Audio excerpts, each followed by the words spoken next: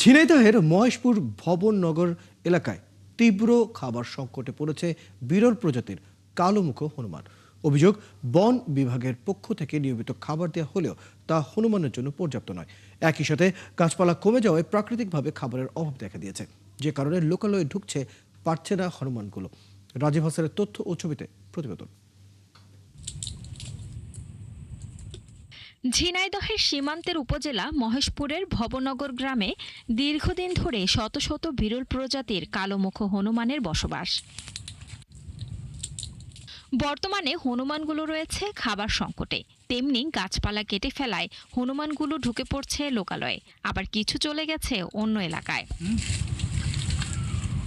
এলাকার বাসিন্দারা জানান, তবে তা প্রয়োজনের তুলনায় কম, যে কারণে এলাকার লোকজন হনুমানের খাবার জোগাড় করে দেন।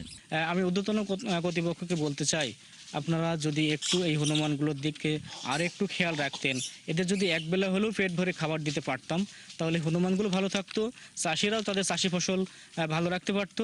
হনুমান দেখতে প্রতিদিনই দূর দূরান্ত থেকে ছুটে আসেন বহু দর্শনার্থী। তাদের অভিযোগ, ক্ষুধার যন্ত্রণায় হনুমান কখনো কখনো আক্রমণাত্মকও হয়ে ওঠে। হনুমান দেখতে এসেছি, মেলা খাবার দিয়েছি, বাদাম দিয়েছি, কলা দিয়েছি, সিম দিয়েছি, আর মেলা কিছু খাবার দিয়েছি। এত হনুমান কোনোদিন দেখিনি, দেখে খুব ভালো লাগছে। আমার নিজে হাতে খাবার খাওয়াচ্ছি, খুব ভালো লাগলে দেখতে।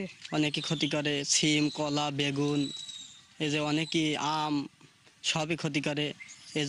যদি পর্যাপ্ত খাবার যদি কেউ দিত খুবই ভালো হতো। তবে অভিযোগ অস্বীকার করে বন কর্মকর্তারা জানান, সরকারিভাবে হনুমানগুলোকে নিয়মিত খাবারের ব্যবস্থা করা হচ্ছে। প্রকৃতির প্রাণী, এখানে বিতাড়িত করার কোনো সুযোগ নাই। ওরা এখানে ভালোবেসে এবং এখানে আশ্রয়স্থল হিসেবে ওরা এখানেই পছন্দ করে, বিধায় অনেকদিন যাবৎ এখানে আছে। আমরা এদেরকে দেখভাল করি। তবে এখানে বন্যপ্রাণী হনুমান নিয়ে কেউ ক্ষতিসাধন করিলে বা কেউ যদি ইচ্ছাকৃতভাবে তাদেরকে ক্ষতিসাধনের চেষ্টা করে থাকে, আমরা সংবাদ পেলে সেখানে আমরা গিয়ে তাদের প্রতিহত করি। বন বিভাগের তথ্য বলছে, বর্তমানে এই গ্রামে প্রায় 2 শতাধিক কালোমুখো হনুমান রয়েছে।